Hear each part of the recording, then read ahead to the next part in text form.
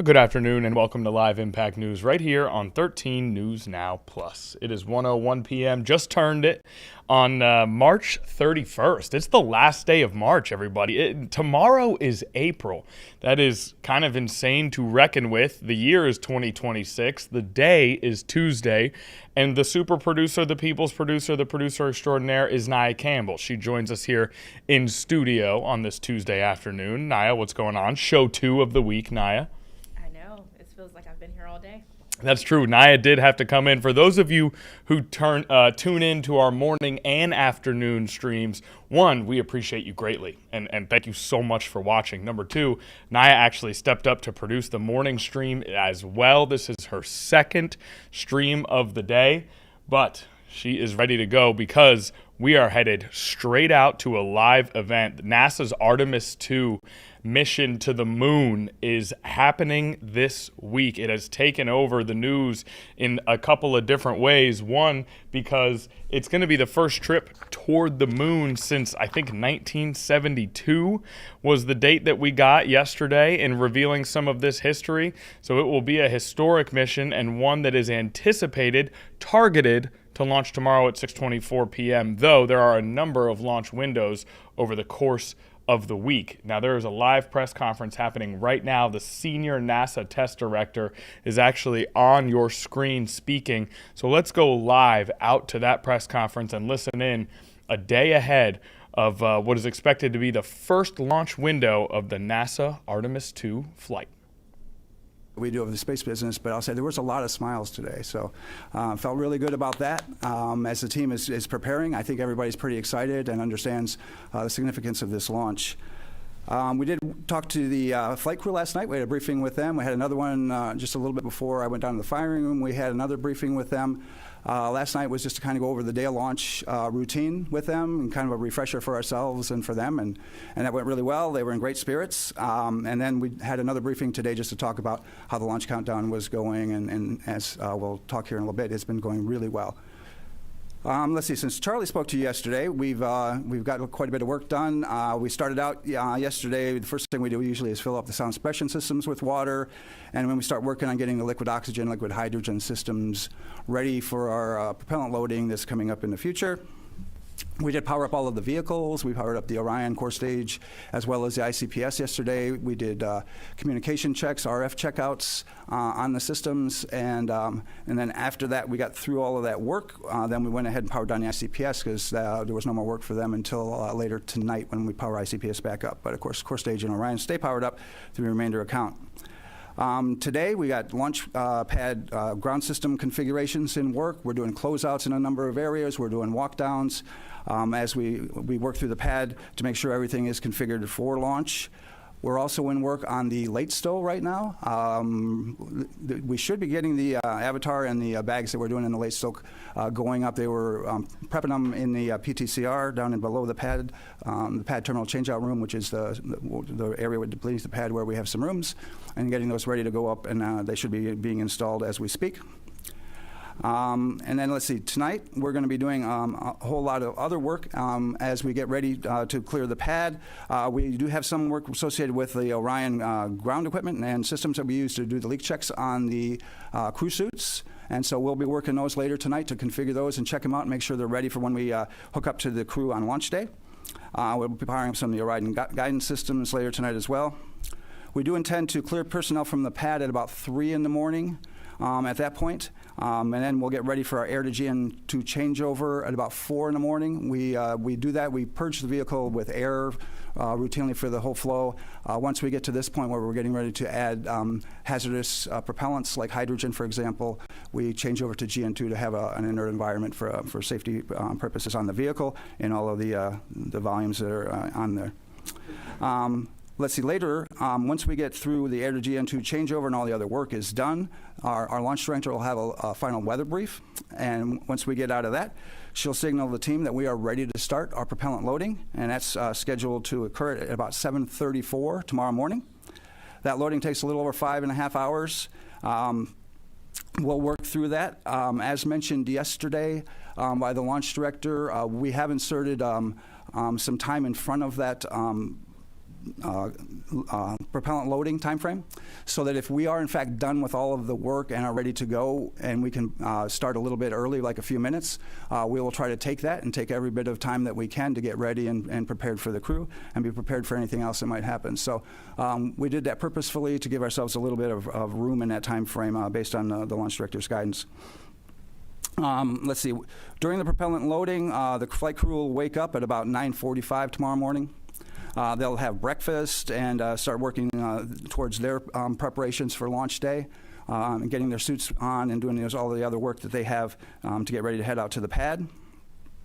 And then once we get to all stages replenish, which is a little after almost 1:15 in the afternoon tomorrow, we'll send the closeout crew to the pad. All stages replenish is when we're done tanking, essentially. We filled all the propellant onto the core stage and the upper stage ICPS. And at that point, we're only just replenishing the propellant that's boiling off at the same rate, so we keep it full. We do lose quite a bit of propellant during that time frame, and so we will continue to just work that throughout. After that, we'll send the flight crew to the pad. They're going to head out a little before 2 o'clock. And to get into the spacecraft, as I mentioned, the closeout crew is going to go out before them, so they'll have been working that time to prepare the capsule for the flight crew arrival. And then the flight crew will get out there, and then I'll work in the insertion portion, in which we're going to strap the flight crew members into the seats of Orion. And after that, we'll do the final closeouts in the crew module. We'll close the hatches. There's some pressurization checks we do and some other things and at the end. And then we'll clear the white room. And then get ready to get into terminal count. Our closeout crew clears the white room at about 5:30 tomorrow night. It's almost an hour before launch. That's our plan time. After that point, we'll finish the rest of the work and configurations that we can do remotely. And then, excuse me, we'll proceed into the launch team poll. And then after that, the launch director will perform her management poll. And then we'll get in a terminal count for the last 10 minutes of launch countdown. So that's essentially the work ahead of us. And I would say that our team has been working amazingly hard through these weeks and months trying to get this vehicle ready to where it is. We've had some challenges. The team has done an outstanding job managing each and every one of those throughout all of this, through many different scenarios, through weather, through lots of different things that we've had to work through to try to get through all of this and get to where we are today. People are excited and ready to go on this first chapter on our way back to the moon since the 1970s. So we're very excited. So, Mark, over to you. Right. Thank you, Jeff. Good afternoon, everybody. So amazing times. It's great to be here at this point. And, of course, weather has been a nuanced thing for us at times here in the generation phase of this mission. But again, look outside right now, great weather. Hopefully we will keep all of that, although the breezes continue to be an issue for us, but a minor one for us in terms of weather. If we could pull up the satellite imagery here, you can see currently what we're looking at. Another beautiful day here in Florida. See a few cumulus clouds moving from the east side of the state towards the west. That is our onshore flow that we've had really the most for the last 2 weeks or so. And a few of those cumulus clouds could evolve later today into a few showers, much like what we saw yesterday evening. And again, that's going to be one of the watch items for weather as we go into tomorrow and tomorrow afternoon as well. Let's take a look at some of the overview slides here just to kind of give you a synopsis of what we're looking at here. So the breezy weather does continue. Again, Artemis is a very resilient vehicle, so despite the breezes, it looks like that concern is a minimal concern for our day of launch. Lightning risk with any sort of showers that we have is quite low, generally only on the order of 5 to 10%, and that would be generally during the late afternoon, and any of that activity pushes towards Orlando after that. So again, it leaves us in a better spot here for our launch opportunity. We take a little bit look at what else could potentially be of an impact. You may have heard about the sun. It's become a little bit more active. Here over the last day, we've had a a solar flare erupt. But again, no or minimal impact for us out of that, as most of the energy is not earthward facing. So again, we continue to look good in that department as well. We look towards backup opportunities. So for whatever reason, if we can't utilize tomorrow, the weather, of course, is a changeable entity, and we do have a tendency to move towards somewhat less favorable through the rest of the week. It isn't a huge drop-off, but again, kind of a little bit more of a situation where we'll have to monitor those feisty cumulus clouds and potentially a few showers and breezes as well. So we go to the next slide, please. And again, I just wanted to bring this up real quickly with the sun. So this was an image here from this morning. Again, the area that's circled on the solar disk, that is the area that we were watching that produced a solar flare yesterday. Again, it's directed most of its energy away from the Earth, and in fact, there's been no response in terms of the particular particles that we look at that could influence the launch vehicle. And so by this point, or within the next couple of hours, if we don't get a response at all from our satellite data, then that threat will have waned as well. We'll still have to watch that sunspot group, however, because it is rotating off towards the center of the solar disk. So again, this flare, not a concern, but should there be additional ones, that will be something that we'll have to monitor a bit. But again, at the current time, I see no issues in terms of our launch capability for that. Next slide, please. All right, and taking a look at our cross-section. So we meteorologists like to look at the atmosphere not only on maps, but we also like to look at what's happening through the depth of the atmosphere and with time. So here at Kennedy Space Center on this graph, you can see the metrics there, altitude there, going up into the atmosphere basically to the level of what a jet aircraft would fly. And then in time, we go from left to right from today through the weekend, including our launch opportunities. So the green on this map, which pops out here, is just a moisture profile. It doesn't necessarily mean rain. It just means that there's a little bit more of a predisposition for more clouds and rain. You also see the winds on there. Those are the black lines that are there with the little barbs on the end of them. So that gives us an indication of wind speed. So right now we're out of the east-southeast. We'll generally remain in that direction. We might back a little bit more to easterly winds as we go, but generally speeds in the 15 to 20 knot range, which again does not violate any of our liftoff weather constraints there. You do see superimposed on there the various launch opportunities, including tomorrow as the primary window, and then the next 3 days. So you do see a day-to-day fluctuation with that moisture content. On any given day, we'll likely get a few showers to develop off of that. But again, with the onshore flow, most of those showers with the sea breeze each day, which tend to be the more vigorous showers, will move off towards Orlando. You do see towards the end of this chart, so going into the weekend and beyond, a much more massive amount of moisture, the green there. And did want to point that out because this is just but one model at one time. And there has been a fair amount of inconsistency to how that moisture evolves. There's just pretty strong hints that we will see an increasingly unfavorable environment as we get beyond this weekend and maybe late into the weekend. But again, I wanted to point that out because some of the charts I'm going to show utilizing another model gives you an idea of the battle that us meteorologists follow every day with trying to assess the uncertainty component of the atmosphere. So next slide, please.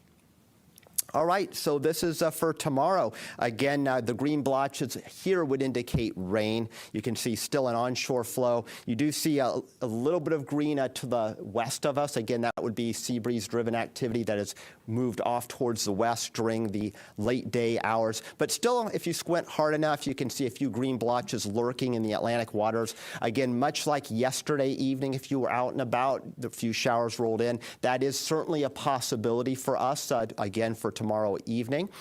Next slide, please.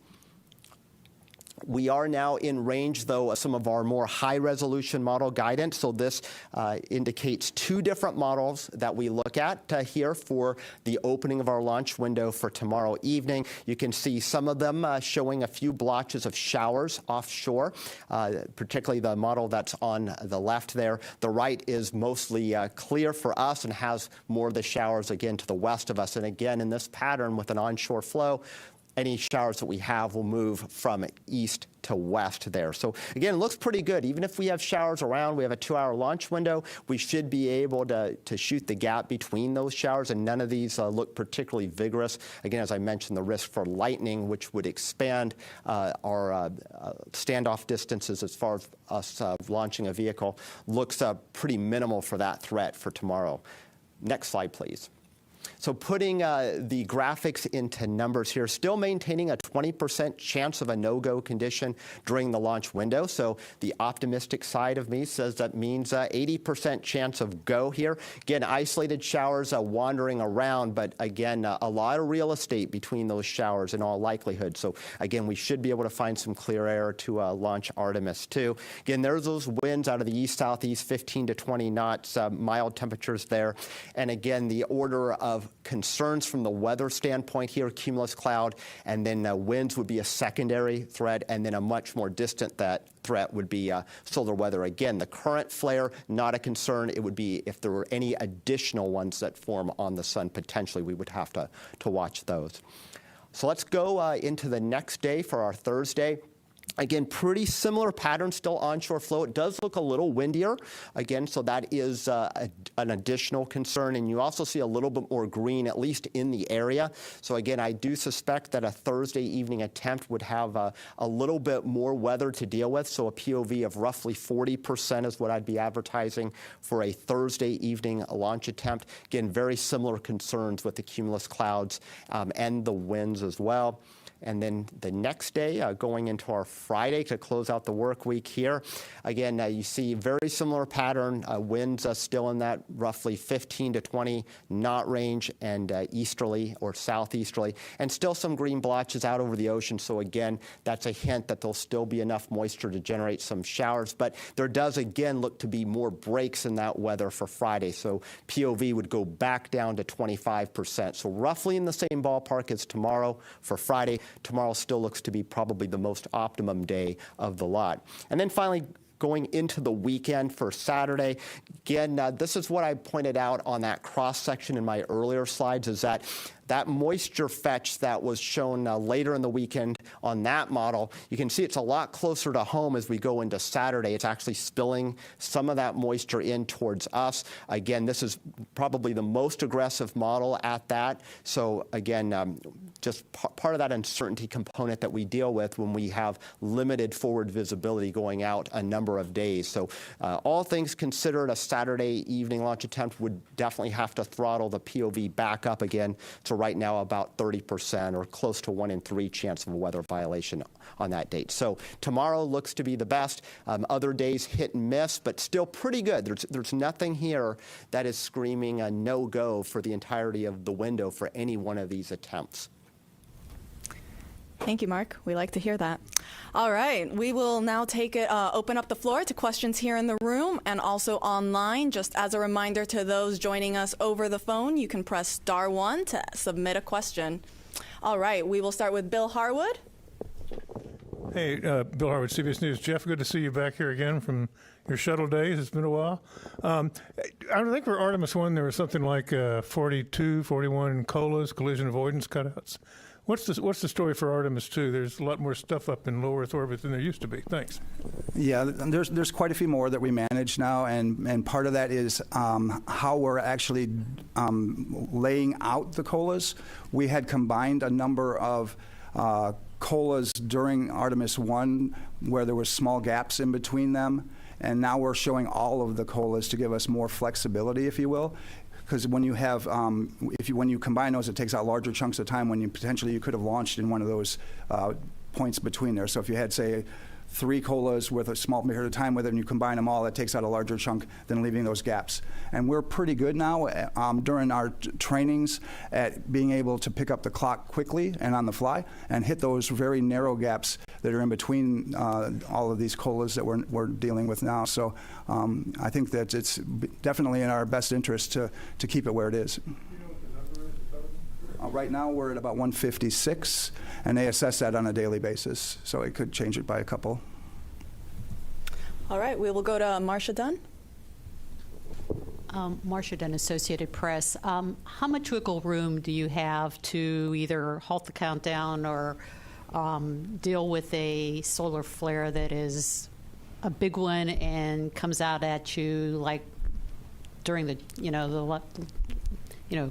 once tanking begins? I just didn't know how much heads up time you need, and just sort of talk about that, please. So we have launch commit criteria that are outlined for the solar weather, and those go down to T-minus 6 minutes. And so we would be evaluating those throughout. Mark and their team would be looking at those, and if there were an LCC violation, would call it back through the launch weather officer to the launch director. Mark, I don't know if there's anything you wanted to add there, but yeah, I'll add a little bit.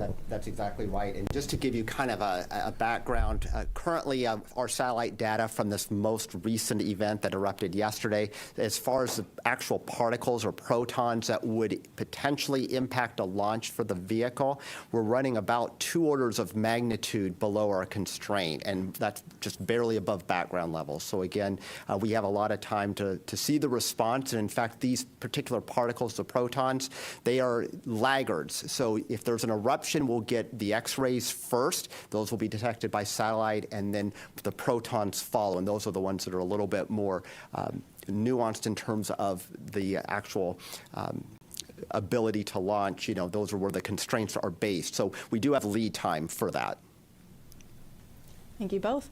We'll go to Jackie, right there in the last row. Hi, thanks for doing this. A question for Jeff. We've been learning over the past few days that because of this larger hydrogen tank, there's more flexibility with recycling. But we also were told that if you have to hold or abort for weather or technical issue after T-minus 5 minutes, that you can't do a same-day recycle.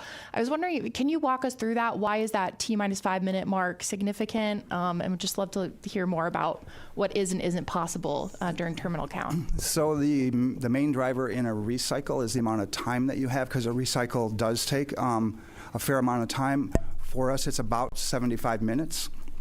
If we've gone all the way through from 6 down to about a minute and a half, or even down to 33 seconds, and we've been in that time frame, it can take us as much as 75 minutes.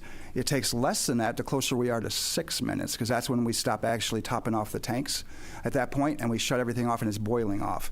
And so, but the 5-minute constraint, it's not really a constraint there for us as to whether we can or cannot.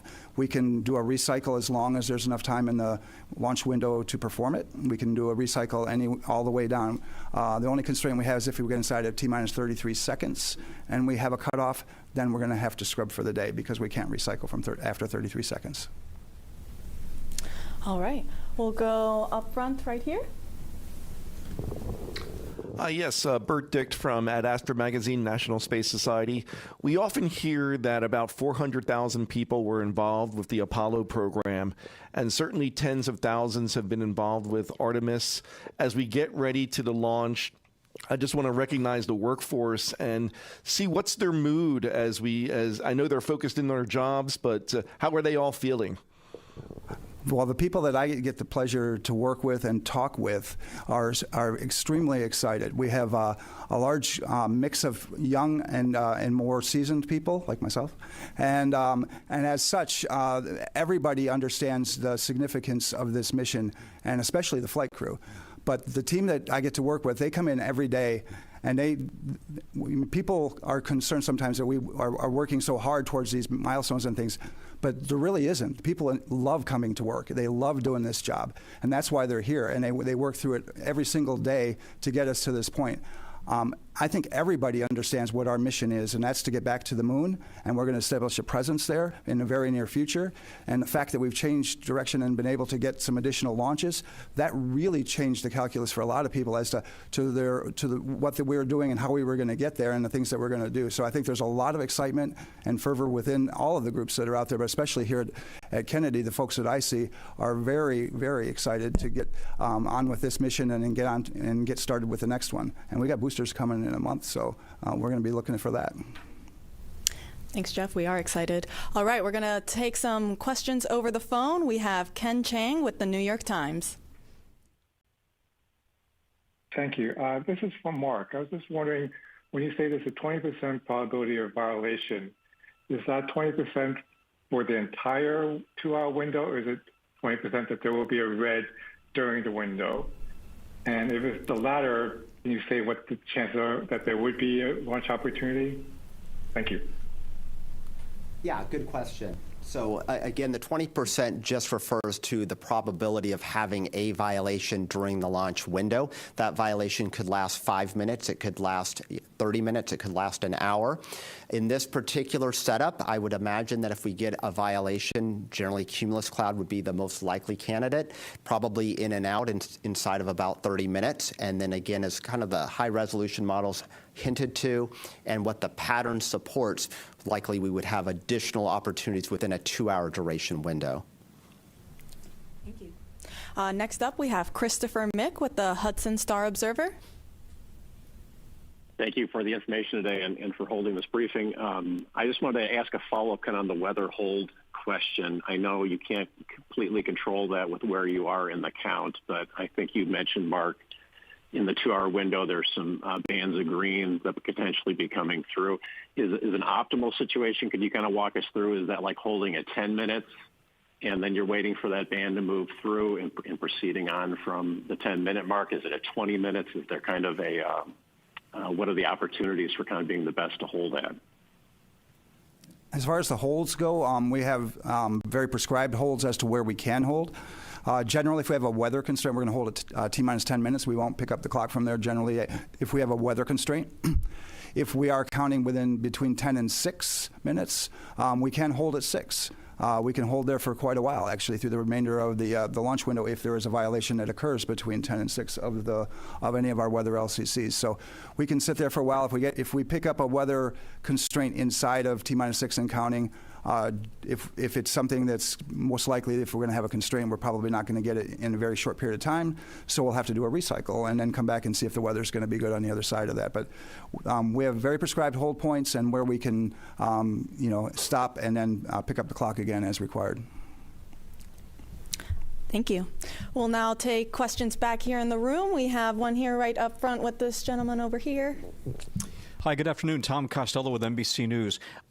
As you are now back on the pad, and of course in February you dealt with the issues on the wet dress and the tanking issues, what will be the earliest concerning signs you'll be watching for as you begin tanking tomorrow morning, assuming everything is going well, but you will clearly have your eyes very closely monitoring that tanking progress? What will you be closely watching for that there could be signs of trouble?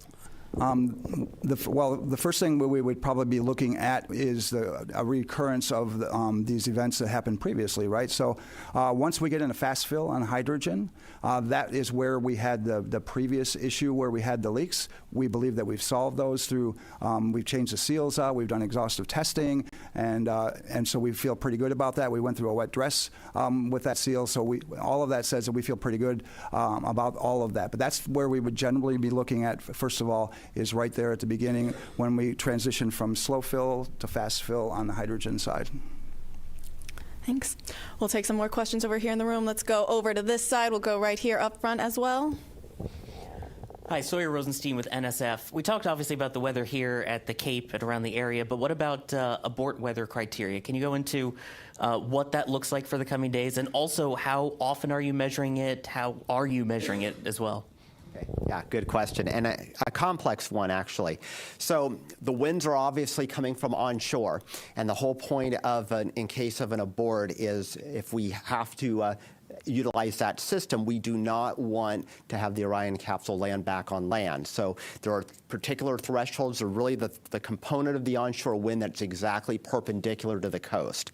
And so just getting a wind out of the east, southeast, the actual coastline is more oriented northeast. So we take only a fraction of that onshore component, which helps us out. Now, if the winds were starting to back, if we saw that indication on maybe one of the backup days that instead of them coming out of southeast, they were more northeasterly, we would unfortunately be exposed to a higher percentage of that onshore component.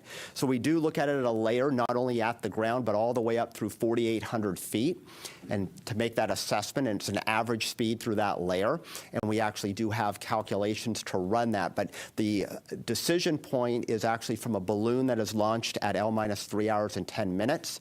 We'll be providing the launch director already with assessments of the forecast well before then. But that L-minus 3 hour and 10 minute balloon is really where we'll report the hardline data as to whether or not that component that is onshore northeasterly is actually in violation of the magnitude constraint of that. And then at that point, if that were to be the case, then we'd be continually advising the LD about what our expectations are. Subsequent balloons will be launched and will also give us a read for that. In addition to balloons, we also have the 915 megahertz sounders that we have, which also give us real-time assessments of what the wind direction and magnitude is. So we have a number of ways to address this. So even if we were to proceed deeper into the countdown, weather, of course, changes. And so the forecast component plus the actual hardcore balloon data and the sounding data gives us that ability to make a forecast and provide numbers. So it's possible at one point in the countdown we could be technically unacceptable for that low-level wind abort constraint, but then evolve to be acceptable or vice versa. Thank you, Mark. We'll go ahead and take then the person right behind him. Tim Dodd, Everyday Astronaut. Can you give us a quick little refresher on if we do go through an entire launch window tomorrow, and we might be holding for weather or whatever, we do have a 24-hour recycle capability for Thursday. Is that correct? And/or if that's not correct, what does the return around look like? And if we do burn up a 24-hour recycle, what then are we at 48 hours for the next attempt? Can you just run me through the full reset situation? Sure, and we generally would refer that as more of a scrub than a recycle, because our recycle is that time that we have a second attempt. But for our scrub plan, we have opportunities. Right now we're set up for 48 and 24-hour capabilities throughout. We have 4 launch attempts available to us in 6 days, and we'll take a combination of that. As mentioned yesterday, our launch director mentioned our sort of baseline or preferred method is to do a 48, then into 24, and then followed by 48, and that to set us up for LOX tankers. But there are a lot of other factors that come into that if, in fact, we have weather or other types of things that may say that second, if you wait 48 hours, those aren't good dates. So there's a whole lot of factors that come in to that evaluation when we determine the date. We set up for dates, and then we adjust as we need to based on what happened during that kicked us out for the scrub or any other types of things. So, but we have capabilities for 4 attempts in 6 days, and I need to have a couple of 48-hour scrubs in there so that I can take tankers for the liquid oxygen system. Thanks. We'll now go to the other side. We'll go right up there. Hi, Robert Perlman with CollectSpace.com. There's a long history dating back to the Apollo era guys of pulling pranks on launch day with the launch team and with the launch team pulling pranks on the flight crew. And given that tomorrow is April 1st, I was wondering if, maybe without spoiling anything, if there's been any talk about that or whether there's actually been a decision to not do that and stay away from that. So I am not aware of any pranks that anybody intends to pull on the flight crew or in the launch team itself. So I think I'll just leave it at that. But I'm not aware of any, and I'm hoping that we just stay focused on the launch tomorrow. So that's our plan. Good plan. All right, we'll go to Ken Kramer over here. Oh, or to that gentleman instead. We'll get you next. Hi, Jeff House of Space News. For Mark, if there is another CME, solar event of some kind, how much time do you need between when it's detected to provide sort of the all clear or say that it is, in fact, in violation of conditions? I'll tell you that it really, solar forecasting makes terrestrial forecasting look easy. So, of course, the sun is, an entity that has almost a mind of its own. But the first initial indication is a surge in X-rays that arrive roughly 8 minutes after the event. But the protons, which are one of the constraints for launch, those lag some time. It could be in the order of a number of minutes to hours, and then potentially any sort of additional flare, of course, we'd be watching real time on satellite data. So sometimes those are pretty quick fuse or quick turnaround events, but oftentimes in this kind of situation, the spike would happen pretty gradually. So you'd see an uptick in those protons, and then eventually that would be a precursor to a more concerning surge. But again, right now we're hovering right around background levels, and it takes actually quite a bit of energy directed towards the Earth for us to even get close to those constraints. And right now where that sunspot group is, it's still kind of out on the limb. Talking to the experts at NOAA's Space Weather Prediction Center this morning, they're the ones who monitor this and forecast this, though they're definitely more in that lane than I am. They also see kind of about a 55% chance that we would get an M-class flare over the next 48 hours. That's a lower level flare. Again, probably not a concern at all. And then a 10% chance over the next 48 hours of an additional X-class. But again, that doesn't say anything of how that energy is directed, which at this point, that energy will have a preference to not be directed towards Earth. In a few days' time from now, if we were to get another flare from that sunspot group as it rotates towards the center of the solar disk, that would be something that would predispose us to getting a little bit more of that energy. But as far as whether or not that's actually enough to trick a constraint, that's still a pretty high bar to reach. Thank you. We'll now go up front right over here.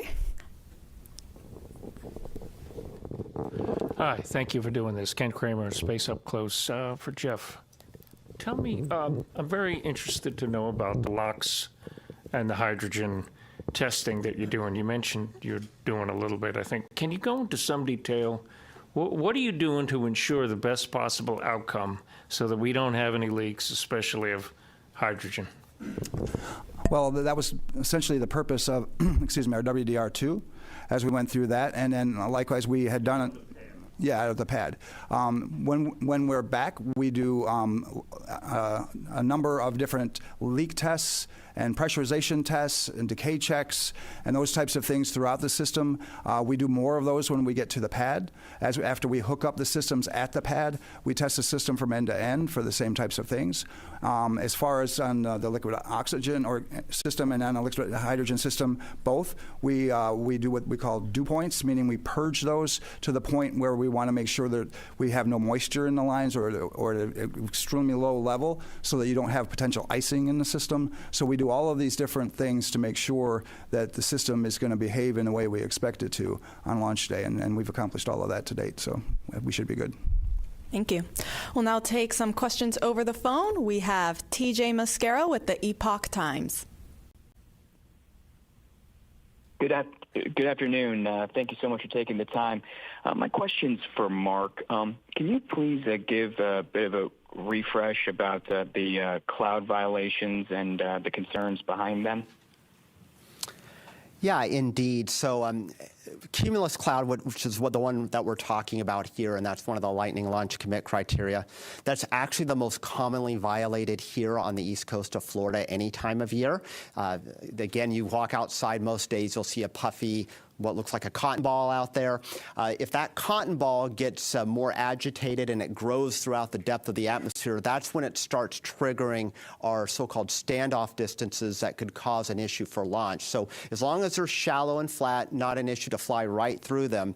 But they get up to certain levels of altitude, it could be as much as a 10-mile standoff distance between the rocket on its flight path or the launch pad and the edge of that cloud. And so, again, they have to get quite vigorous. They don't even have to produce, though, lightning to get necessarily at that 10-mile standoff distance. For the launch date coming up, I don't foresee any of the cumulus getting that high into the atmosphere or that cold, which would trigger that much real estate being blocked off for us. But we could certainly have fly-through considerations, which means we can't launch the rocket directly into the cumulus cloud, or possibly even as far as 5 miles from it, just given how the atmosphere profile looks like. The depth of moisture is pretty shallow, even though it feels really humid out there. So again, that helps us in that consideration. But I'll also point out that just looking at our overall climatology here on the Eastern Range, so almost 1 out of 4 launches over the course of the year would have one or more no-go lightning launch commit criteria. Doesn't mean the launch scrubs, but again, it's a pretty common occurrence. Scrub would be a lot lower percentage than that. So again, that kind of speaks to the transitory nature of these clouds. You get a 2-hour launch window, they could be in the flight path and then just as soon be right out of it. Thank you. We'll now go back to the room, and we'll take it in the second row here to this lady right there. Nicole Mortillero, Canadian Broadcasting Corporation. Going back to the X flares, I know that there's a radiation shielding test that will be done on this mission. Can you talk about what that radiation shielding is and how it works? And if you needed to do it, let's say, day after tomorrow after launch, would they be able to do that quick enough? Go ahead and defer that to Jeff. Yeah, the crew has the ability, and we anticipate that if there are, in fact, any need for shielding from radiation on orbit, they have contingency plans for that. They're going to practice some of that during the mission. As far as where they go into the vehicle and those types of things, there's some space in there that they can actually move into in the vehicle that will provide an additional shielding of the components of the ship itself, which provide the shielding inside of the areas in which they would be able to get to. They also would potentially move some of the equipment near to some of by the windows and some of the other things as they do that. But there's a protocol that they have for that, and I'm not probably the most versed person on it, but that's the part that I can tell you of some of the things that they have that are capability-wise that they can do on orbit when there are any of these types of events.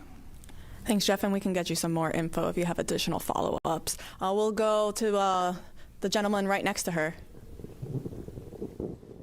Thank you very much. Tarek Malik for Space.com. I think for Jeff, you just mentioned the need for focus and whatnot, of course, because it's April Fool's Day coming up.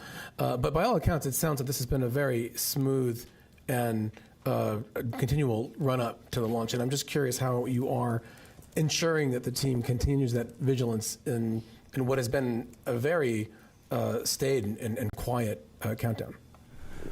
I would say that I wouldn't necessarily characterize that because it's quiet that we're not still doing the same amount of rigor out in the field. We're just finding less things now than we had previously.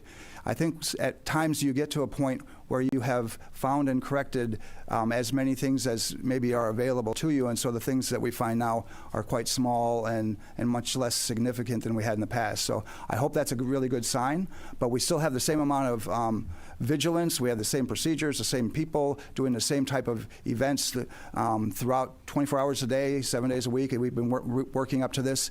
And so we are still in the same posture, regardless of whether maybe it looks like it's quiet. People are still putting in the same amount of effort and working towards, because again, they know the significance of the mission and the people that we're flying on it, and that they're going to do the right thing and make sure that we're safe to do so. Thank you. We'll go over to then the third row. We'll go to the gentleman there in the middle. Thanks so much. Mike Mainberg, Wall Street Journal. Jeff, kind of related to what Tarek just asked, it's been more than 3 years since Artemis 1. Have you observed kind of in this process any jitters on different teams, any rustiness getting out there as the real thing unfolds? Yeah, thank you. We've been training since Artemis 1 for this time, right? But we've also had to modify a lot of our procedures, hardware, equipment, training, and other things to get to where we are. As we've worked through that, it has been a building process for sure. We've seen that just in working through the WDRs, and the number of items that we've picked up each time has continuously gone down when we got through the countdown demonstration test and the WDR2. And so, again, I would say if anything, we're learning, we're getting better. We're in the ability for us to improve our procedures is at a point where I think we're at a really good state now, and almost at a steady state to where we're where we need to be certainly for this mission, and we'll continue to improve that. Artemis 3 is going to be a slightly different mission, but we're already working towards that. We got a lot of folks that are engaged in Artemis 3, and we're taking what we've learned from Artemis 2 and going to be applying it, and that'll be another challenge too as we work towards that. Thank you. We'll go then to the gentleman in that same row at the far end. Charles Fulco, Westchester County, producing solar system ambassador. I remember the Apollo 12 launch very well and what happened. Is there a concern that the booster might lose its guidance if there's a similar lightning strike, or the spacecraft might lose its platform, like what happened in Apollo 12? And if so, what are some accommodations for that?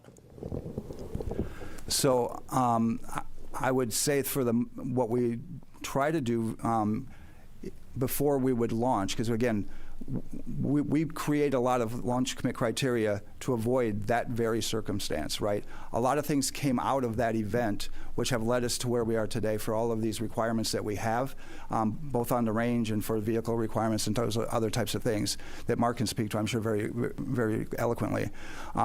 But our systems and our vehicles are very robust. We have redundancy and capability throughout. If there were any type of event that we needed to work through, it's really hard to gauge exactly what that would mean. But all of our systems are hardened against various events. They have to fly in space, many of these, right, where we have to worry about solar events and other types of high energy events. So the vehicle is as robust, I think, as it needs to be, and we have the number of systems and robustness in it by having redundancy to allow us to weather many types of different things. And I don't know if you want to talk about the criteria and what's changed or not, but nothing to add, really. Really? You said it well. Okay. Thank you both. All right, we'll take then the one question there all the way in the back. Hey, Nell Greenfield, Voice with NPR. This is for Jeff. So you've been involved in a lot of shuttle launches, but this one could go to the moon. And I'm just wondering, does it feel different for you? I mean, you look like you were probably a kid during the days of Apollo. Would 10-year-old you have thought that you'd be involved in a moon launch like this? Do you think about that at all, or how does it actually feel? I mean, there's all the things you got to check off and do, but are you guys thinking about the moon? Have you been looking at the moon at night and thinking about that at all? I'll just say from my personal experience, I have, right? I try to walk every day in the morning, and I look up at the moon quite regularly, thinking about this mission and the upcoming missions that are going to be coming right downstream. So I'm really excited about this. I'm excited going to the moon. I'm excited about establishing a presence there. It's something that I have had a desire for a great many years, and then to get humans back out to Mars as well. That's another thing that I had. Fortunately, I had the ability to work on some of the studies that we did in the 90s on the Mars missions and things. And so I have been looking for human exploration of the solar system for a very long time. And it's part of the reason that I'm actually still here is to continue to put humans into space and to get us back into this launch mode that we are, so that we can continue to explore and establish a moon base, and then continue to work towards getting to Mars. Thank you. All right, back here on Live Impact News. What a great answer to come out of that press conference on. Speaking on taking walks in the morning and looking up at the moon regularly, thinking about this mission. Quite incredible to look up from Earth at the moon and know that you are such an integral part of a mission that will fly around that moon, get that close to the moon for the first time in 50 years, and all that that could bring to humanity. He also spoke in that answer about ambitions to cultivate some of that same influence on Mars and further into space and study that area as well. Let's talk a little bit about sort of what this Artemis 2 mission could and hopes to accomplish. I mean, just reading off of the NASA Science Twitter page, a quote that I think is illuminating here says, "The Artemis 2 mission is helping us build an interplanetary survival guide for humans in space. We're learning what we need to know to explore, thrive, and return safely from the moon to Mars and beyond. And then this line here that gentleman echoed, we're not just going, we're learning how to stay. Very ambitious, every word of that, very ambitious, unique relative to maybe what we've thought of with some of the past couple decades of space exploration as far as NASA goes. We're not just going, we're learning how to stay. Again, this is coming from a program that has not been as close to the moon as it will get with this mission in 50 years. The Artemis II mission will carry astronauts farther from Earth than any human has been in over 50 years. Now, from this vantage point and environment, the crew will work with scientists on Earth to facilitate investigations to inform future human spaceflight missions. One of those pieces of study, the health of the astronauts aboard the Artemis II. That information will provide NASA researchers with a glimpse into how deep space travel influences the human body, mind, and behavior. So physical, mental, psychological studies on how deep space travel influences human beings. Those results will help the agency build future protocols and preventative measures to best protect astronauts on future missions to the lunar surface and to Mars. So this mission comes not just with everything it will bring in and of itself, but with an eye towards future missions that will go even further in their goals. And that is just one of their prerogatives, as they have talked about a number of different radiation studies, immune biomarkers, standard measures aboard the Artemis. So lunar science, all will be critical pieces of information that they hope comes from this Artemis II mission. A monumental week here. And again, that goal, that first launch window is tomorrow in the 6 o'clock p.m. hour. As they said, there's a lot that goes into ensuring that the conditions in those launch windows are perfect and safe for a launch. There's a number of other launch windows throughout the week, but that first one tomorrow in the 6 o'clock hour, right around 6:24 p.m. We'll have more coverage of this as we go throughout the week, of course, as another one of those, another small step for a man, another giant leap for mankind is certainly the type of vibe that you get when you hear the astronauts themselves and those who are involved with this Artemis II mission speaking late last week and into this week. As we head towards the cosmos once again here with renewed ambition for the moon, Mars, and beyond. As for us here, our ambition is to take a very brief commercial break. When we get back, we're going to catch up on some of those news headlines that are happening right here on Earth. That's coming up next.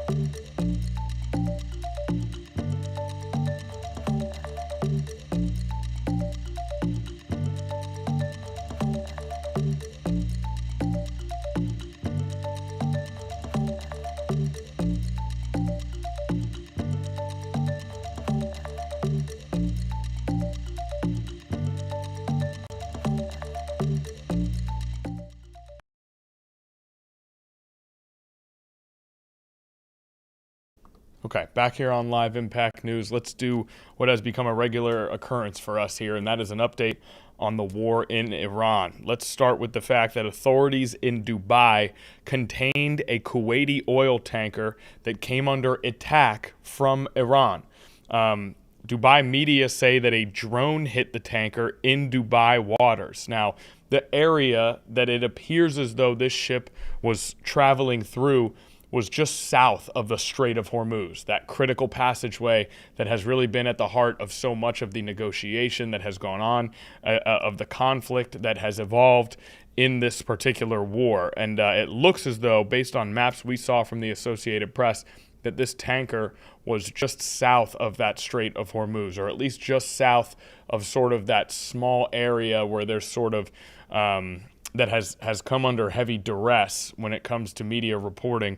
However, the authorities in Dubai did contain that oil tanker that came under attack from Iran. So this was not something that evolved into total destruction.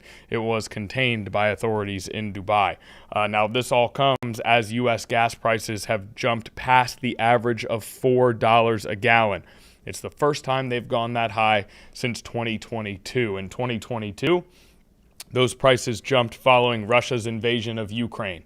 So for the second time in 4 years, we have sort of historic gas prices after an international conflict occurs. This one, U.S. and Israel attacking Iran, has led to gas prices to be their highest since 2022, past an average of $4 a gallon. Now, we've been talking quite a bit about Pakistan and their role as a mediator, with them having positive relations, reportedly positive relations with both the United States and Iran. Now reports that China and Pakistan have agreed on a 5-point proposal for peace. Those 5 points: immediate cessation of hostilities, the start of peace talks as soon as possible, the safety of non-military targets, the safe navigation through the Strait of Hormuz, and safeguarding the primacy of the UN Charter. This was announced by Chinese state media and the Pakistani Foreign Ministry. Now, safeguarding the primacy of the UN Charter leads us directly into our next point, which is that there was an emergency UN Security Council session on Tuesday where world leaders denounced 2 incidents in the last 2 days that led to the killing of 3 peacekeepers in southern Lebanon. So what we're going to do is we're going to listen in for just a bit on that UN Security Council meeting that happened a little earlier today. We're going to start with the beginning of the meeting. We're going to hear the parties that be introduce the topic and begin to discuss the topic. At some point, we will likely fast forward to when the gentleman from the United States speaks at this Security Council meeting. So let's go out to the United Nations. We'll begin at the beginning, and then at some point, don't be alarmed if we fast forward to where the United States addresses the council. But let's head out to the United Nations right now.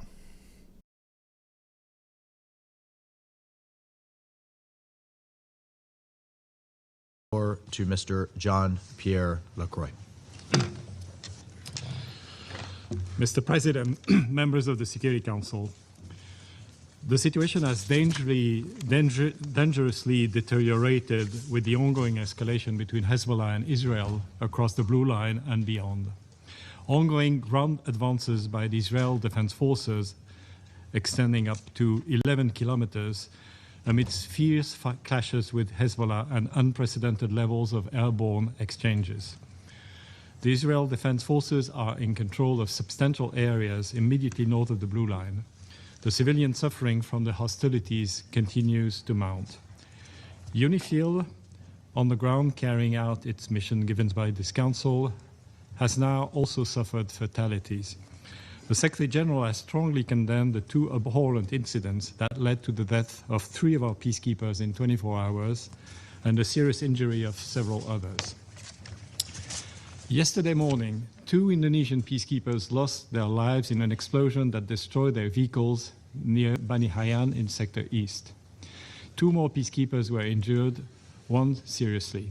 Initial findings point to a roadside explosion striking the convoy.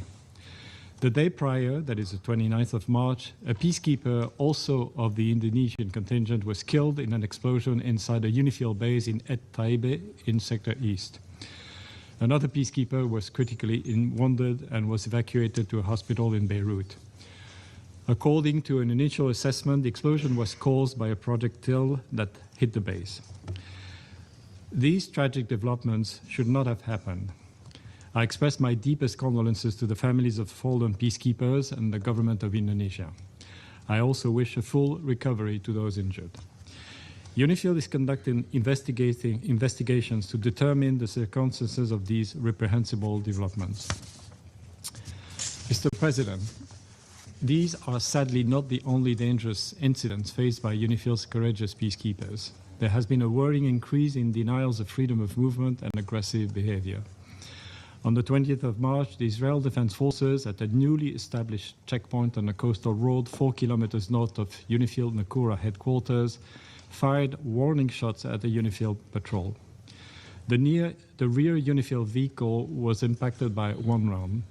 On the patrol's return, an Israel Defense Forces tank at the same checkpoint fired a main armament round, which impacted 15 meters from the UNIFIL vehicle, causing a puncture. On the 30th of March, a UNIFIL patrol near Dair Kanun and Na in Sector West was subjected to a heavy small arms fire from a group of approximately 20 individuals blocking the road. An explosion next to the patrol vehicles was also reported. The patrol returned fire and disengaged, returning to Nakura headquarters. Thankfully, these attacks did not lead to injuries.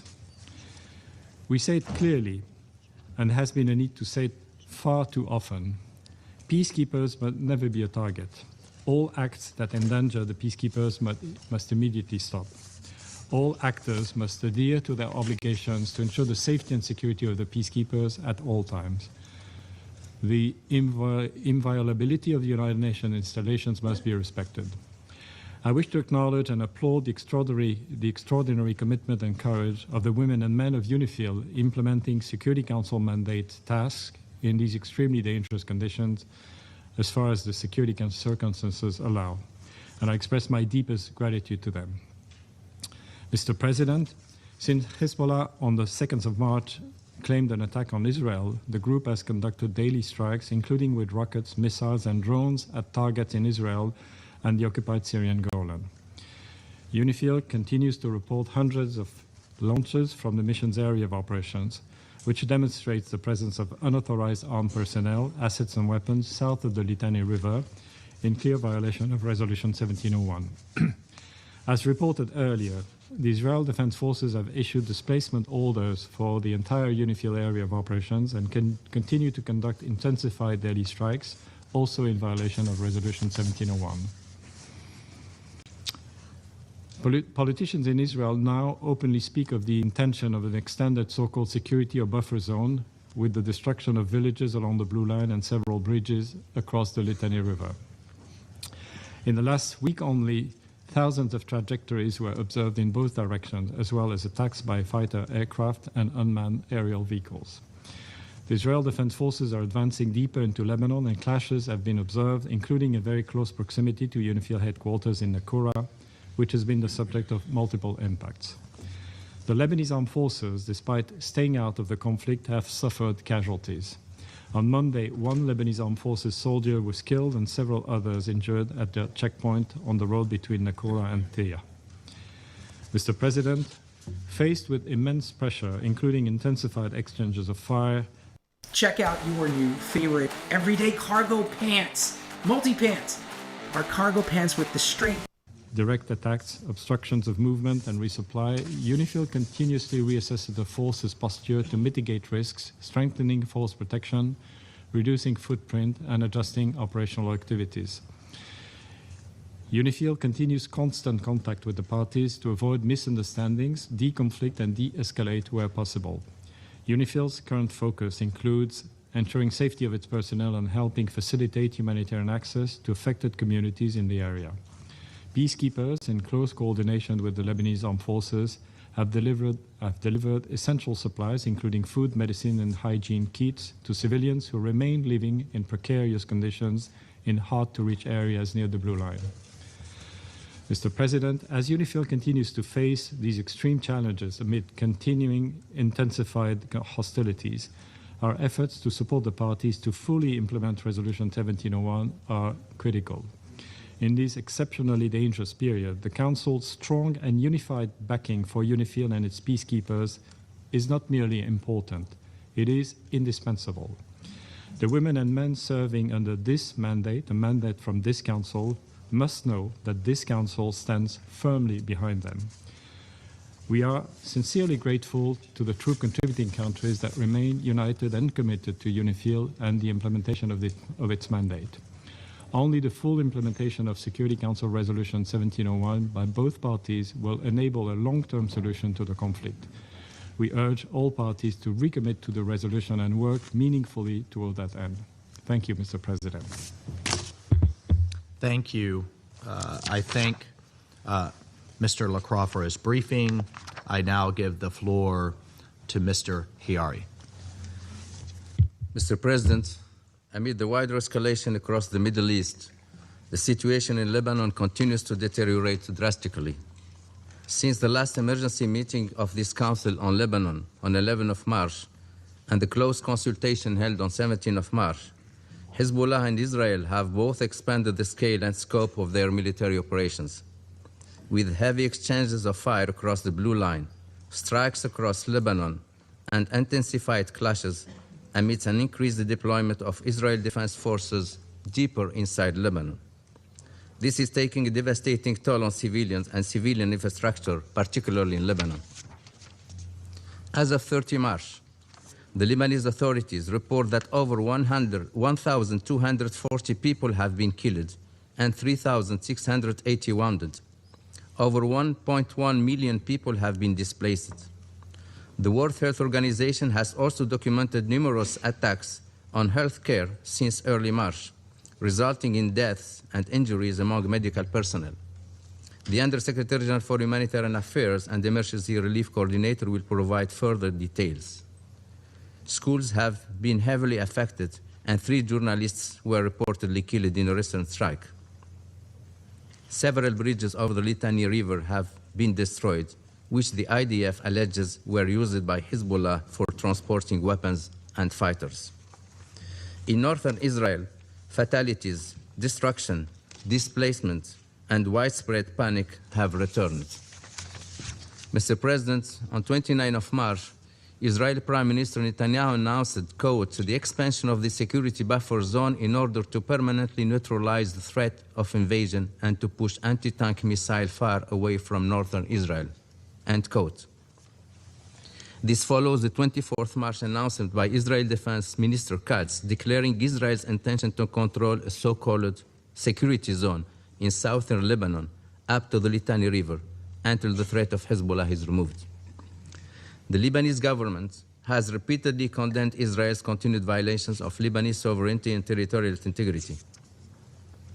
President Aoun has reaffirmed Lebanon's readiness to engage in direct negotiations with Israel under international auspices. While the Lebanese government has taken commendable steps to address non-state arms, 2 things are true at once. The government needs time and space, not under fire, to implement its decisions. And more assertive actions, extending beyond the military realm, are needed to bring a state monopoly on arms into being. But Hezbollah not only blatantly rejects the decisions by the Lebanese government, but also actively defies them. As well as rejecting the government decision to outlaw its activities, Hezbollah has made its capacity to undermine civil coexistence abundantly clear. This is dangerous rhetoric when civil tensions are on the rise in Lebanon. Nonetheless, Lebanese authorities have asserted that while they are not calling for a confrontation with Hezbollah, they intend to persevere with either their plans to extend state authority across the country and have urged the group to respect government decisions. Mr. President, the United Nations continue to call on all sides to avail themselves of diplomatic channels, stop the hostilities, and recommit to the full implementation of Resolution 1701. The United Nations has been exercising its good offices at all levels, including through the Special Coordinator for Lebanon, calling for de-escalation, respect for international law, protection of civilians, and an immediate cessation of hostilities. Mr. President, there is no military solution. Only diplomacy, dialogue, and the full implementation of the UN Charter and Security Council resolutions can lead to a sustainable peace for all. This is a pathway to spare communities on both sides of the blue line more needless suffering. Thank you. This is the most anticipated smart security camera of the year. All right, welcome back into the live Impact News studio. We got to hear from the sort of initial introduction of the topic in that Security Council meeting, and we also got to hear from representatives from Lebanon. Lebanon has been caught in the crossfire of this war as Israeli troops and Hezbollah troops have been fighting on the ground in Lebanon. During this war in Iran, it has led to widespread death, destruction, and displacement in that country. And you heard from that representative advocating for diplomacy and the reestablishment of the UN Charter. So what we're going to do now is we're actually going to fast forward that video to the United States representative addressing the Security Council and see what the representative from here in America has to say. It looks like we've reached that point. Let's go back out to the UN Security Council meeting. For their thorough updates, and I thank France for convening this urgent meeting. We too mourn the loss of 3 Indonesian peacekeepers on March 29th and 30th, and we do extend our heartfelt condolences to their families, to their loved ones. And colleagues, we honor their sacrifice in the service of international peace and security. We also wish a full and swift recovery to the other UNIFIL peacekeepers who were injured. Colleagues, one of those that we mourn is Private First Class Ramadan. Just 28 years old, Private Ramadan was still at the dawn of his career. His company was due to return very soon to Indonesia, where the young husband and father would be reunited with his 2-year-old daughter, Shania. His last communication with his family was a simple red heart, an emoji. I've worked personally with many junior soldiers like him, and I think the Indonesian press got it right from everything that I've read about him when they called him a, quote, young warrior in training. But unfortunately, this young warrior died while keeping the peace. He was a young father, a young soldier, thousands of miles from home, who trusted that this council would deploy him where he would be most effective.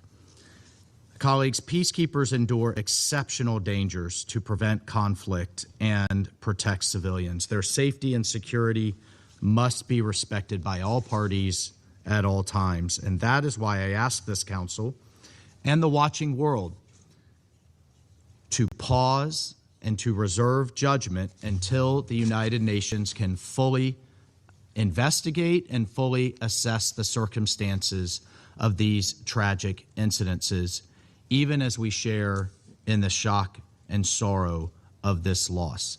I say again, the media, the world watching, and this council should pause and allow the United Nations to fully investigate and assess the circumstances of these incidences. Again, on a personal note, as a soldier, now turned diplomat, that has commanded coalition troops, we all know the dangers that exist when we accept these missions. But in contrast here, the peacekeepers that this body sends to conflict zones are often surprised by the very real perils that they face. Countries like Indonesia send their sons and daughters to support the UN mission of peace. They're not sending them to fight a war. This council owes them condolences, but we also owe them a wise approach to peacekeeping that recognizes that terrorists have no respect for this council. Terrorists have no respect for the norms of international law. Colleagues, we all recognize that the suffering in this region is immense and has gone on for far too long. Parents, children, and grandparents, whether Israeli or Lebanese, Whether civilians or UN peacekeepers, they should not face the daily dangers caused by Iranian-backed terrorists who have long afflicted both Israel and Lebanon. The people in this region deserve a different future, one defined by security and economic opportunity and normal life, not by rockets, tunnels, and the constant threat of escalation and retaliation. We must support the government of Lebanon and the Lebanese armed forces as they exercise sovereignty, and we've heard a lot of talk about sovereignty today, but as they exercise sovereignty, the duly elected government of Lebanon, over all of Lebanon's territory and beat back Hezbollah, a group that hides behind civilians while threatening their neighbors, a terrorist group that has a long history of hiding weapons, fighters, and caches of rockets in schools and hospitals and civilian homes. Hezbollah also has a long history of attacking peacekeepers and of firing on Israeli civilians from proximity of UNIFIL and peacekeeping positions, inviting retaliation for their own propaganda aims. When I started my record label, the business side of things. All right, back here in the live Impact News studio as the representative from the United States continues with their remarks. And so listening to different nations stand up in this meeting and say their piece, interesting as we continue to be in the midst of this war in Iran. And of course, advocacy for the UN Charter is a piece of what some nations are trying to include in any plan forward that may occur. So not only participation in the UN here, how critical that is to hear from different nations, but the UN itself being advocated for in some instances by some nations as a critical part of peace going forward. Let's listen back in as the representative from the U.S. finishes his remarks. 100 UNIFIL peacekeepers have been killed and this is in this mission, and this is why this council must think very carefully about the effectiveness of this effort. We can help refocus international efforts on supporting Lebanese state institutions, reducing risk to peacekeepers, and pressing Hezbollah and Iran to cease their destabilizing activities. We, the United States, will continue to work with council members, regional partners, troop contributing countries, and the parties on the ground to reduce tensions, support Lebanon's sovereignty, and make a better future for the Lebanese people. I thank you. I will resume my duties as president of the council, and under Rule 37, I invite the representative of Lebanon. I give the floor to the representative of Lebanon. Mr. President, Lebanon firmly and unequivocally condemns the attacks targeting UNIFIL, which threaten the security and safety of its mission and personnel. Lebanon stresses the need for full respect of UNIFIL's mandate by all parties and for ensuring its security and safety, the inviolability of its premises, the freedom of movement, and all measures that facilitate the performance of its duties in accordance with international law and relevant Security Council resolutions. The attacks on peacekeepers are attacks on this Council itself. They undermine its reputation and credibility before the peoples of the world. These barbaric and irresponsible acts must stop, regardless of who is responsible. It is the legal and moral responsibility of this Council to identify and hold accountable those responsible. It is worth noting that this force and the troop contributing countries have embodied the highest values of sacrifice, past and present. Who among us does not recall Israel's deliberate targeting of UNIFIL's headquarters in Qana in 1996? And its threats and demanding that UNIFIL leaves its area of operations in 2024. Today, we meet following the killing of 3 soldiers from the Indonesian battalion and the injury of others, one of whom is of Polish nationality, knowing that this was preceded by attacks on the Ghanaian and Nepalese battalions. Mr. President, on behalf of the government of Lebanon, I extend condolences to Indonesia, its government and its people, and the families of the soldiers. We wish a swift recovery to the injured and commend the sacrifices of the Indonesian battalion and all participating forces in contributing to security and stability in Lebanon. Today, we reaffirm Lebanon's commitment to UNIFIL more than ever. We emphasize the importance of preserving the unity of the contributing forces and ensuring their continued participation. We also reiterate our gratitude to the force commander and all the mission personnel. Mr. President, the price the Lebanese people are paying as a result of this conflict is heavy and exhausting. They, the Lebanese people, did not choose this war. It was imposed upon them. Israel has never respected the cessation of hostilities and has continued its violations of Lebanon's sovereignty and territorial integrity and its deliberate attacks on civilians and civilian infrastructure. Meanwhile, Hezbollah unilaterally decided to enter into a war at a time when the Lebanese government was open to dialogue that could have led to sustainable political solutions and provided a framework for addressing outstanding issues. Mr. President, the humanitarian catastrophe is escalating amid ongoing Israeli attacks, which to date have killed 1,247 Lebanese and injured 3,680, including children, women, paramedics, relief workers, and journalists, many in direct strikes that constitute a blatant violation of international law, international humanitarian law, and the Geneva Conventions. These attacks have displaced more than 1.2 million Lebanese from their towns and villages in a process of mass forced displacement. I have a 134 IQ. I make. Okay, so the representative from Lebanon speaking there, those words coming across via translator. And earlier there was the individual sitting next to that gentleman with the Lebanon sign in front of him was speaking. I may have mixed up the representatives. This certainly is clear that the individual speaking is a representative for Lebanon, and he is sitting next to a representative for Indonesia. And there have been apologies exchanged because we talked about the UN peacekeepers that were killed in an explosion in Lebanon. 2 of them were Indonesian. So that is sort of the reasoning behind the exchange you saw there, where condolences were expressed as these 2 representatives sitting right next to each other at the UN Security Council after 2 Indonesian peacekeepers were killed in southern Lebanon when an explosion of unknown origin destroyed their vehicle.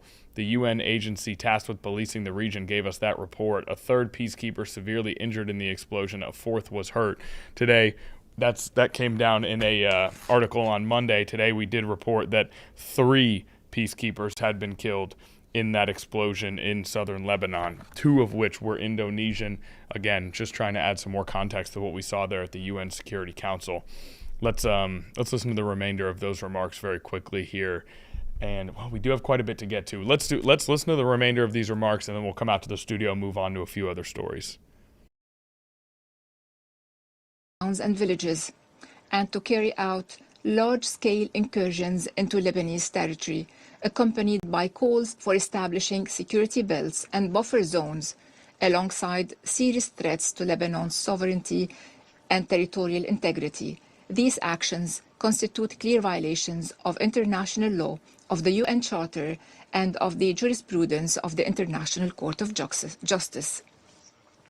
We recall here a letter we sent you yesterday regarding the statements by the Israeli Ministers of Defense and Finance announcing the Israeli army's intention to occupy southern Lebanon up to the Litani River and to consider the river as Israel's new border.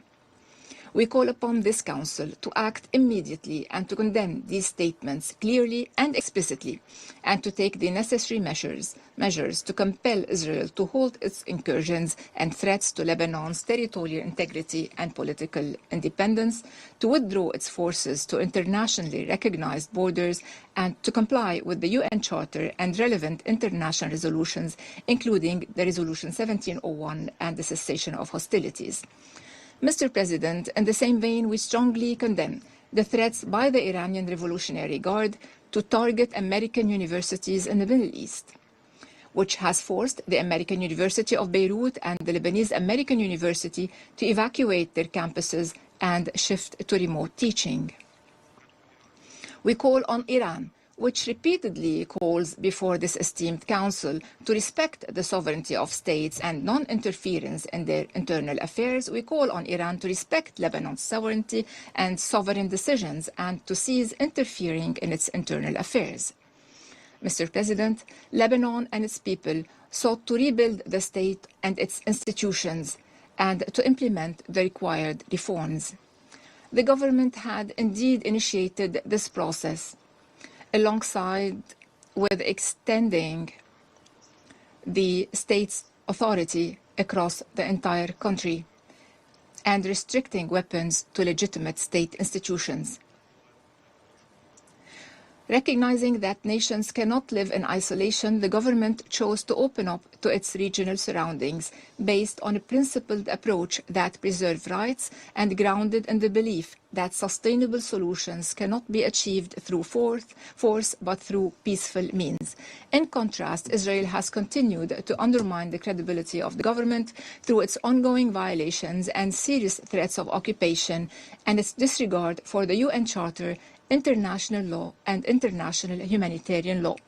The question that begs to be asked today is, did Israel achieve security after its occupation of Lebanon in 1978? Can security or stability be achieved through military solutions without negotiations? Modern history, Mr. President, and Israel should have learned this as well, modern history has taught us that lasting security and stability and sustainable peace will not be achieved through prolonged wars, protracted conflicts, or occupation. The time has come to draw lessons from the past.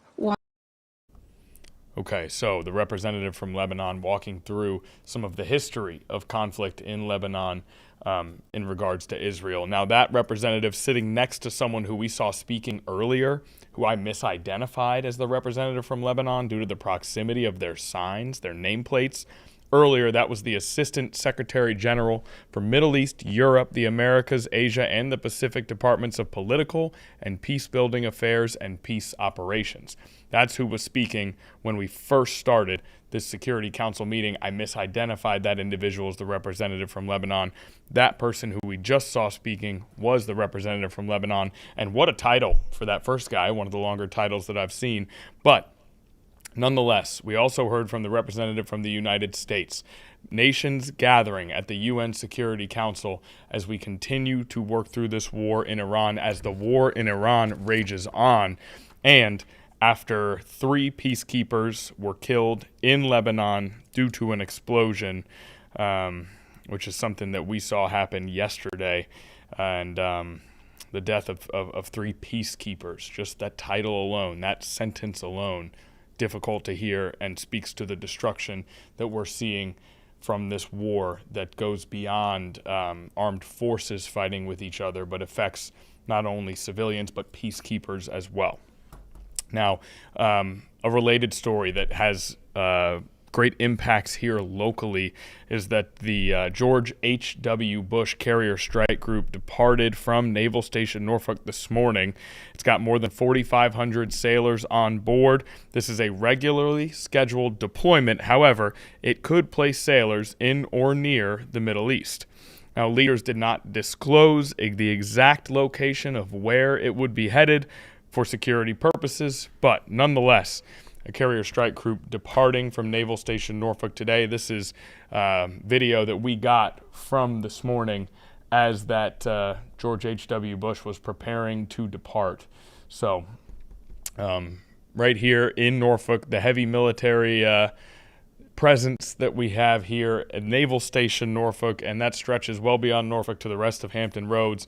Obviously, scenes like this happen even not when you're not in times of war, but when you are in times of war, it can take on certainly a different weight to it. So our thoughts are with the 4,500 sailors aboard that carrier strike group and all of those who are fighting in this war right now. Okay, let's go ahead and take a brief commercial break here. When we get back, we're going to talk about some more domestic headlines. So we'll be right back with more on Live Impact News.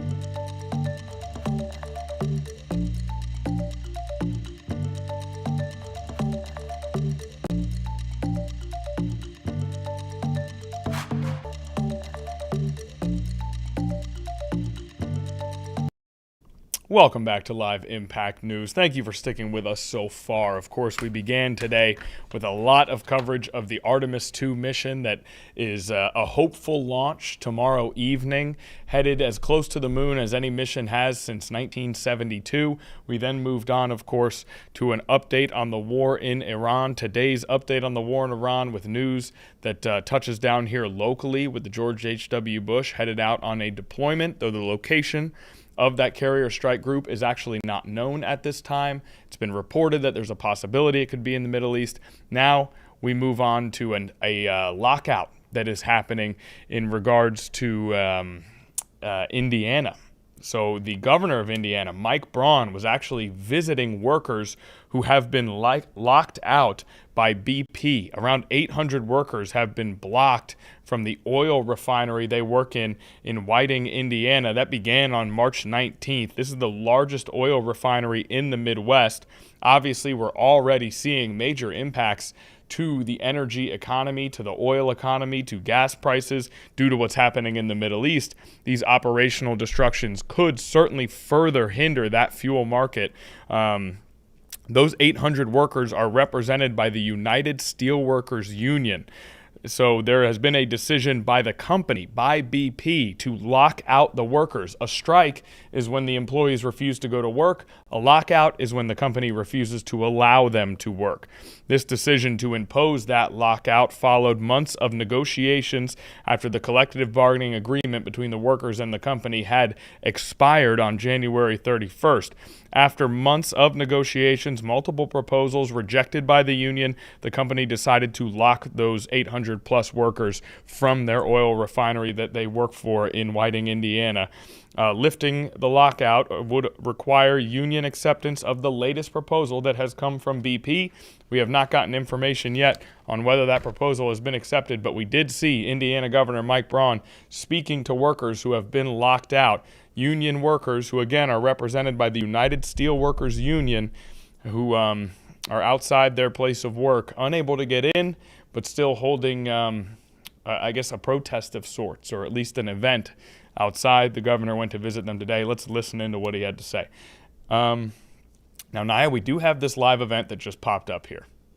And you mentioned it, and we did not think there would be any sound, but it does look like there is clearly sound. What do you think? Do we pivot, take Pope Leo live? Pope Leo has just left Castel Gandolfo in Italy and is speaking to reporters. So perhaps we listen in on the Pope, and then we'll get immediately back to this union worker situation afterwards, just because that's live. What do you think, Naya? I mean, we can listen. Let's take a listen. Ma ha deciso di farlo per un motivo particolare? Mi hanno invitato, penso che sarà un segno importante, perché per quello che rappresenta il Papa. All right, back here in the live Impact News studio, Pope Leo, despite being from Chicago, a much ballyhooed aspect of his nomination earlier this year, speaking in a different language there to reporters in Italy. So instead, we're going to stick with the story we were just talking about. We're going to listen to the Indiana governor speaking at this lockout of refinery workers in Whiting, Indiana. Let's take a listen.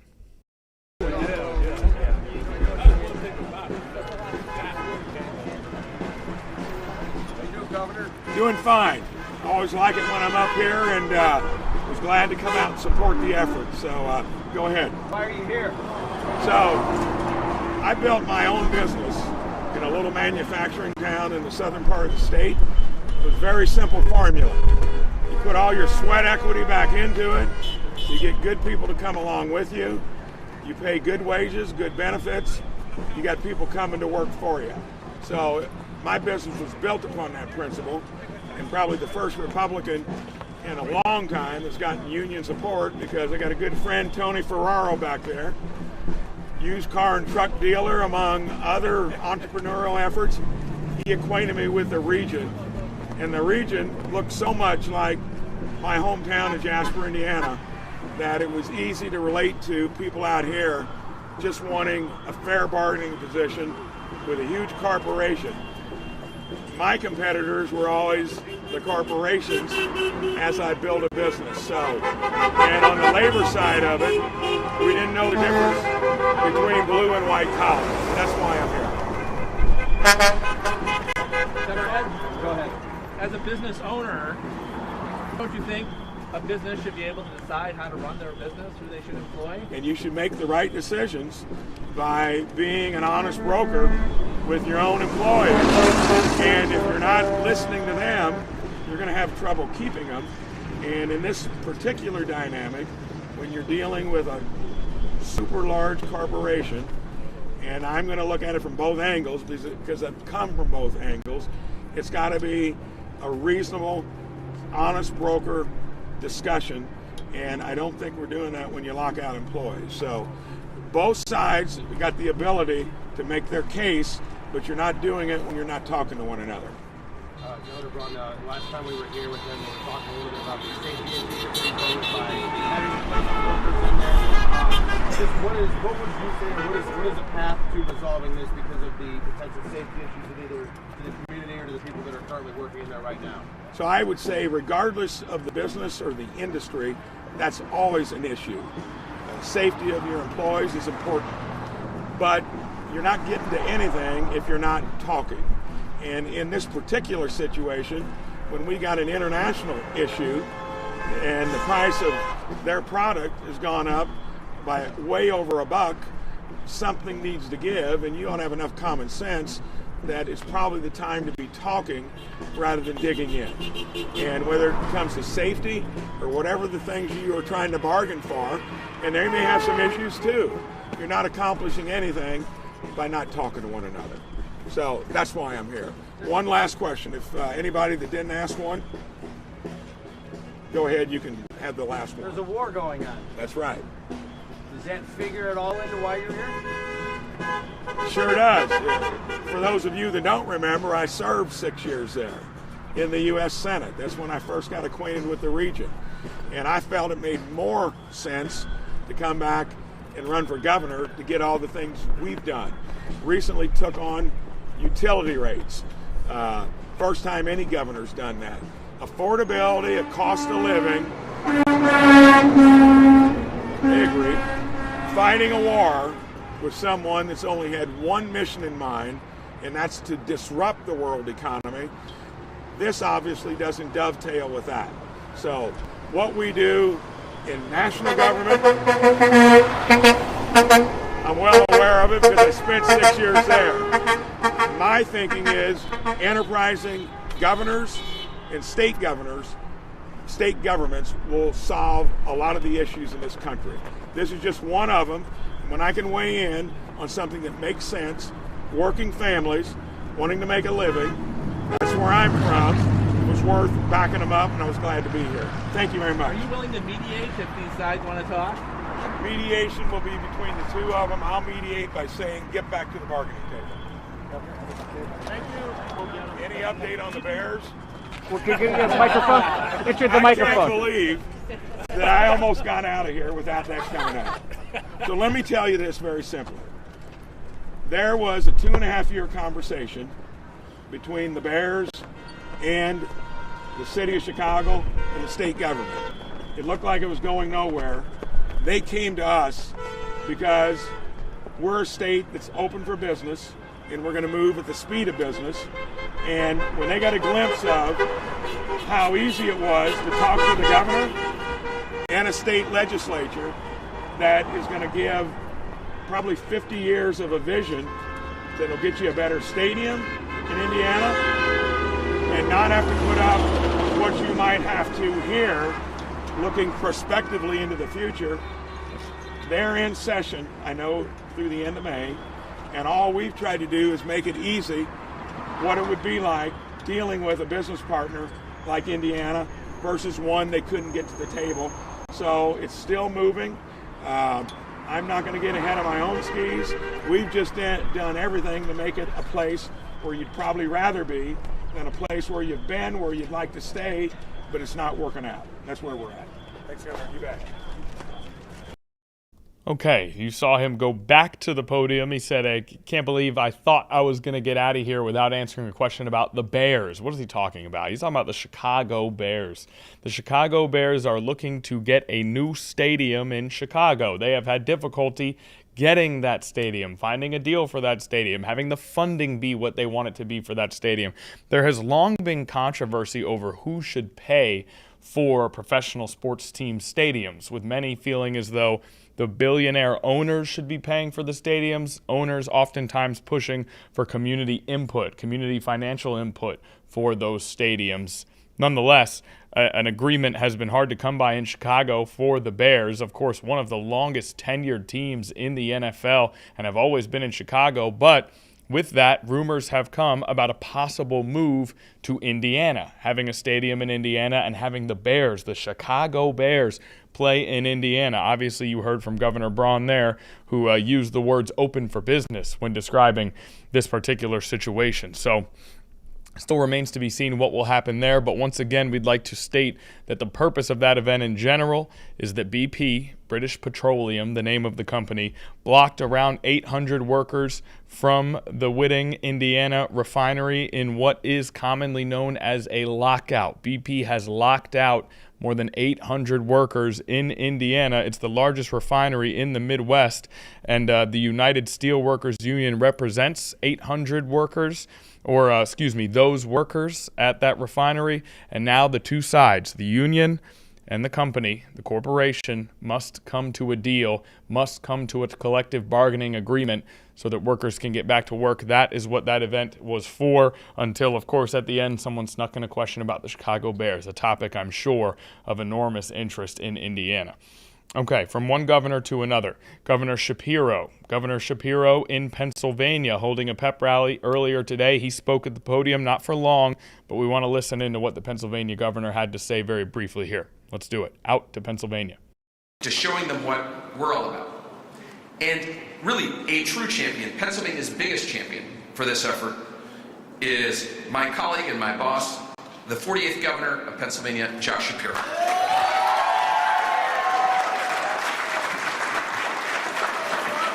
What's up, Philly?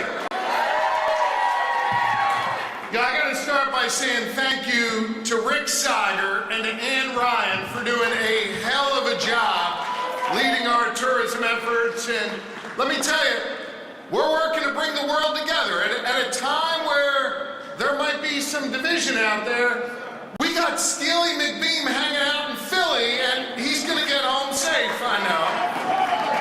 We got Gritty and Iceberg hanging out here, Cherry Street Pier, pretty amazing. And we've got the real Ben Franklin and Franklin the dog all together.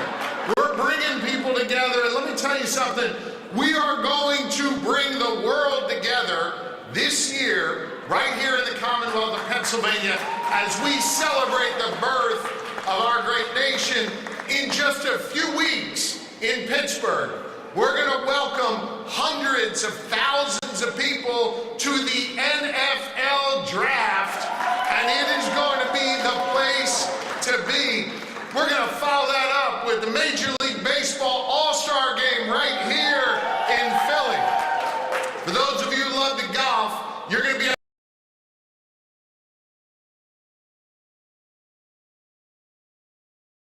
All right, we've got a frozen video there out as Governor Shapiro addresses constituents in Philadelphia. You heard him mention the NFL draft. The NFL draft started moving city to city, year to year, not long ago, and that draft is headed to Philadelphia, and there is barely a the draft will be held in Pittsburgh. So the Governor Shapiro sort of pulled a fast one on us there a little bit, didn't he? He got everybody excited in Philly and immediately pivoted to talking about the NFL draft. It will be in Pennsylvania, but not in Philadelphia. It will be in Pittsburgh. Pittsburgh also a rabid NFL town with those legendary Pittsburgh Steelers playing over there. So the NFL draft will be April 23rd, not far from now. We're a day away from April. We're a day away from the month of the NFL draft. It'll be April 23rd will be round 1, April 24th, rounds 2 through 3, April 25th, rounds 4 through 7. We can do a little tease here. We're working on something special for the NFL draft here at 13 News Now that will be on our 13 News Now Plus app. So we'll keep everyone posted on that. But for now, our frozen glitch is fixed here. Let's listen in on what the governor has to finish up his comments with.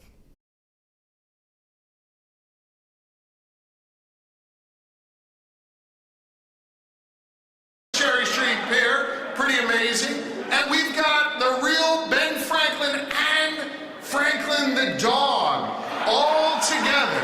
We're bringing people together, and let me tell you something. We are going to bring the world together this year, right here in the Commonwealth of Pennsylvania, as we celebrate the birth of our great nation. In just a few weeks in Pittsburgh, we're going to welcome hundreds of thousands of people to the NFL draft, and it is going to be the place to be. We're going to follow that up with the Major League Baseball All-Star Game right here in Philly. For those of you who love to golf, you're going to be able to go check out the PGA Championship at Aronimink, just a few miles from here. And we are going to be the center of the world universe when the World Cup comes to Philly this summer. We even have more events that we're going to be announcing very soon, but I want you to know the Commonwealth of Pennsylvania, we are all in on this. Today, I'm proud to announce that we are investing another $40 million to make sure these events go off well. We're putting more money into the fan zones for the World Cup, the NFL draft in Pittsburgh, the All-Star Game, and of course, the state championship. We're investing to make sure that these events are more open to the public, that there's more opportunities for families to enjoy. And I want to stress this, we are working with our law enforcement partners to ensure that these are not only fun events, but these are safe events for all to enjoy. Folks, Pennsylvania is ready, we are psyched, and we are going to be the center of the world's attention, just like we were 250 years ago. So let's celebrate our democracy, let's enjoy one another, and let's have a damn good time. Thank you all very, very much.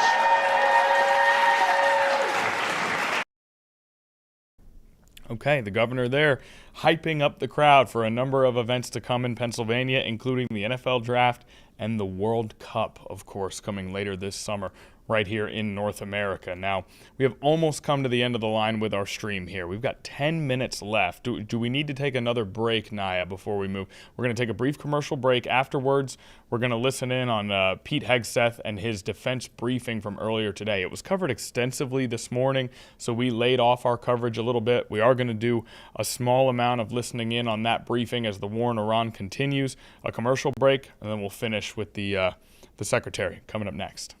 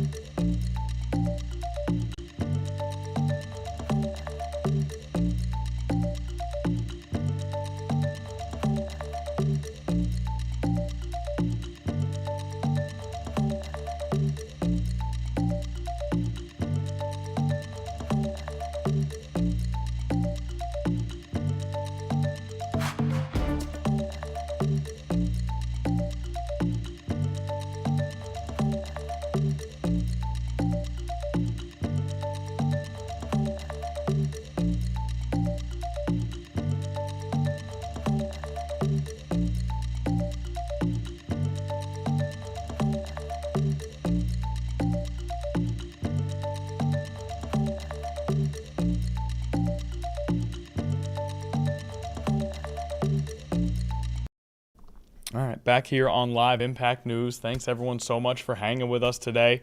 We've really enjoyed this Tuesday afternoon with you all, and we want to listen in on Secretary Hegseth, his briefing on defense earlier today as we are in the 5th week of the war in Iran. We won't have much time. We're going to listen for as long as we can. Then we'll get out of here and get ready for tomorrow. Here we go. Thank you for highlighting the defense industrial base, the arsenal of freedom. It's worth noting no one has rebuilt that defense industrial base faster and with more purpose than President Trump in his first term. And now we're rebuilding the arsenal of freedom. Our defense industrial base is more vibrant today than it's been since World War II and growing rapidly. Contrast that with Iran, whose defense industrial base is nearly completely destroyed. Their ability to reconstitute the weapons of war they're using now that they're hiding in underground facilities and attriting over time, their ability to rebuild that is negligible. And I think that contrast is an enduring legacy of this as well, right here. Thank you for your time. We've had some signaling that the U.S. will retake control of the Strait of Hormuz. At that point, what military posture will be imposed to guarantee safe passage for our allies, deter our enemies? and demonstrate U.S. dominance in the region? And also, can you speak to how much America's adversaries, Russia, China, North Korea, how much they're supporting Iran's war machine at this point with arms and intelligence, and what we are militarily doing to punish the enemy coalition?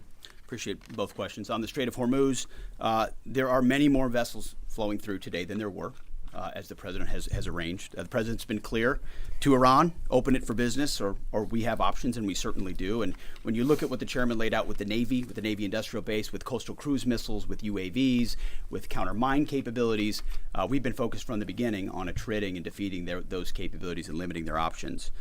There's lots we're doing as well, some of which is known, some of which is not known, to set the conditions. And I think the president was clear this morning in his truth that there are countries around the world who ought to be prepared to step up on this critical waterway as well. It's not just the United States Navy.